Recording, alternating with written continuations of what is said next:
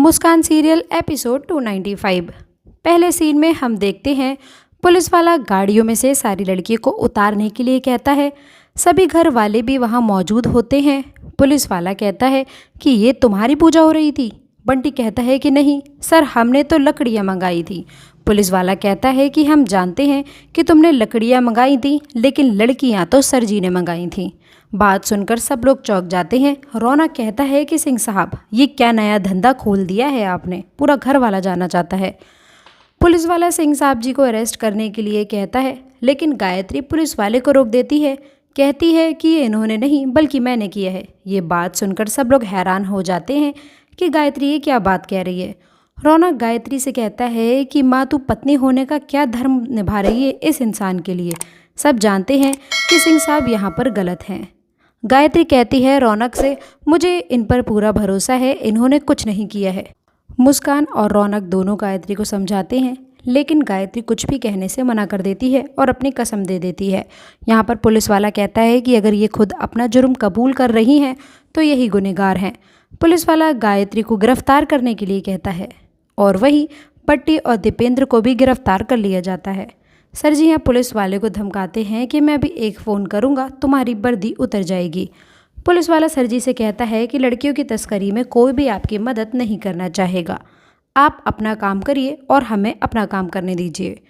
फिर दूसरे सीन में सब लोग पुलिस स्टेशन आ जाते हैं और पुलिस वाला गायत्री के खिलाफ FIR लिखने के लिए कहता है।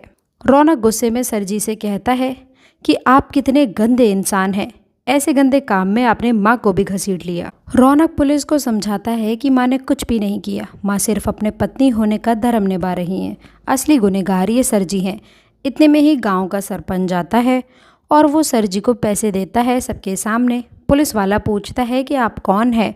सरपंच बताता है कि सर जी ने उसकी मदद की थी, लेकिन गाँव जाकर पता लगता है कि कुछ लड़कियाँ गायब हैं, इसलिए उसने रिपोर्ट लिखवा दी और हम सिर्फ सर जी के पैसे लौटाने के लिए आए हैं। पुलिस वाला लड़कियों की तरफ इशारा करता है कि क्या ये वही लड़कियां हैं। सरपंच उन्हें पहचान लेता है और कहता है कि हाँ, ये तो वही लड़कियां हैं जो गायब हो गई थीं। सरपंच पुलिस को समझाता है कि वो सारा काम मैंने ही करवाया था और सर जी की इसमें कोई भी गलती नहीं है, हमने खुद ही लकड़ियां देखकर लगवाई थीं, आपको कुछ ना कुछ गलतफहमी हुई होगी। वहीं सिंह साहब कहते हैं कि हमें लग रहा है इंस्पेक्टर साहब कोई हमसे बदला निकाल रहा है, कोई हमारा अपना ही दुश्मन है यहाँ पर। पहले मैं आपसे हाथ जोड़कर रिक्वेस्ट करता हूँ कि इन बच्चियों को जो तकलीफ़ हुई है इन्हें वापस घर भेज दीजिए। पुलिस वाला मान जाता है और कहता है कि हाँ, गलती के कारण ही हुआ है और गायत्री जी को छोड़ दिया जाता है। गायत्री घर के मंदिर में बैठी होती है और वो सारी बातें सोच रही होती है कि बार बार सर जी पर उंगली क्यों उठ रही है। मुस्कान की, रौनक की और स्कूल में जो इंसिडेंट हुआ था वो सारी बातें गायत्री के दिमाग में चल रही होती हैं कि आखिरकार ऐसा बार बार क्यों हो रहा है। गायत्री खुद से ही बातें करती है और कहती है कि मुझे इन पर कोई भी शक नहीं है, लेकिन जया को स्कूल के बाहर देखकर उनका चेहरे का रंग क्यों उड़ा था। वहीं गायत्री सोचती है कि जब मैं जया के घर गई थी, जी हाँ, गायत्री पहले एक बार जया के घर जा चुकी है और उसके साथ रौनक और मुस्कान भी जाते हैं। गायत्री को रौनक संयम रखने के लिए कहता है और रौनक गायत्री को सालू की DNA रिपोर्ट दिखाता है। रिपोर्ट देखने के बाद गायत्री हैरान हो जाती है। जया उससे माफ़ी मांगने लगती है कि गायत्री जी, मैं आपकी ज़िंदगी बर्बाद नहीं करना चाहती थी, लेकिन मैं मजबूर थी, क्योंकि हम जैसी औरतों की ना तो कोई ज़ुबान होती है और ना ही कोई मर्ज़ी होती है। जया गायत्री को बताती है कि सर जी ने मौत के बदले ये भीख की ज़िंदगी दी है।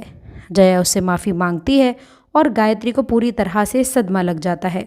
गायत्री रौनक से कहती है कि ये रौनक झूठ भी तो हो सकता है, लेकिन रौनक गायत्री को जवाब देता है कि माँ, ये झूठ हो सकता है, लेकिन ये झूठ नहीं है, ये शालू है और वो सिंह साहब की ही बच्ची है। रौनक गायत्री से कहता है कि माँ, तो खुद तसल्ली करना, उसके बाद जो तेरी इच्छा हो वो तू मान लेना। इतने में ही शालू स्कूल से वापस आकर जया को गले लगाती है और वो गायत्री को देखकर ही कहती है कि अच्छी वाली आंटी, आपके साथ क्या पापा नहीं आए हैं। शालू गायत्री की तरफ बढ़ती है उसे गले लगाने के लिए, लेकिन गायत्री उसे रोक देती है। फिर हमें प्रेजेंट दिखाया जाता है जहाँ गायत्री भगवान के सामने बैठकर ये सारी बातें सोच रही होती है और कहती है कि रौनक मुस्कान पर यकीन करने का मतलब ये है कि मैंने जो इतने सालों सर इन पर यकीन किया है वो बिल्कुल झूठा हो जाना। लेकिन आज जो लड़कियां पकड़ी गईं और मैंने उनका साथ दिया वो मेरा गुरूर था। ये गुरूर मुझे टूटता हुआ अब नज़र आ रहा है। गायत्री यहाँ बहुत रोती है। रात होती है और हम देखते हैं कि सर जी अम्मा से लड़कियों के बारे में बात कर रहे होते हैं। अम्मा कहती है कि सब कुछ सही है। वही हमें पता लगता है कि सरपंच को पैसे देकर ही अम्मा ने उसे पुलिस स्टेशन भेजा था। सर जी के पास किसी मीटिंग का कॉल आता है। उसके बाद फिर सर जी फ़ोन रख देते हैं। गायत्री मंदिर में बैठी होती है। तभी पीछे से सर जी आते हैं और कहते हैं कि गायत्री जी आप तो धन्य हैं, आपने हर चीज़ में मेरा साथ दिया है। गायत्री सर जी से कहती है कि जो 7 जन्मों की कसम मैंने खाई है उसका मान तो रखना ही पड़ेगा। सर जी पूछते हैं कि आपका विश्वास मुझ पर डगमगा तो नहीं रहा है गायत्री? गायत्री ना में सर हिलाती है। सर जी गायत्री को कल होने वाली मीटिंग के बारे में बताते हैं और कहते हैं कि गायत्री जी ये मीटिंग हमारी हो जाए, आप हमारे लिए प्रार्थना करना। गायत्री परेशान होती हुई रौनक और मुस्कान के पास आती है। रौनक उसे शांत होने के लिए कहता है। गायत्री रौनक और मुस्कान से कहती है कि तुम्हारे पास जो भी उनके खिलाफ सबूत हैं वो लेकर आओ। मैं देखना चाहती हूँ कि मेरा विश्वास जीतता है या फिर तुम्हारे इतने सारे सबूत।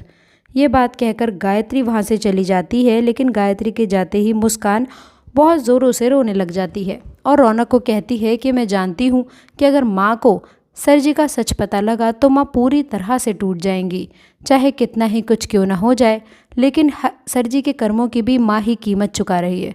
रौनक मुस्कान को शांत करता है और वो मुस्कान को समझाता है कि हम माँ को ठेस नहीं पहुँचा रहे हैं, लेकिन ऐसे दरिंदे आदमी के साथ हम माँ को और नहीं रहने देना चाहते। और मुस्कान तुम ही हो जो माँ को संभाल सकती हो, तुम्हारे अलावा बाकी और कोई नहीं। हम जानते हैं कि तुम माँ को ज़रूर संभालोगी। यहीं पर ही इस एपिसोड का एंड हो जाता है। सो फ्रेंड्स, आपको वीडियो अच्छी लगी हो तो वीडियो को लाइक, चैनल को सब्सक्राइब ज़रूर करें। एंड तक जुड़े रहने के लिए थैंक यू।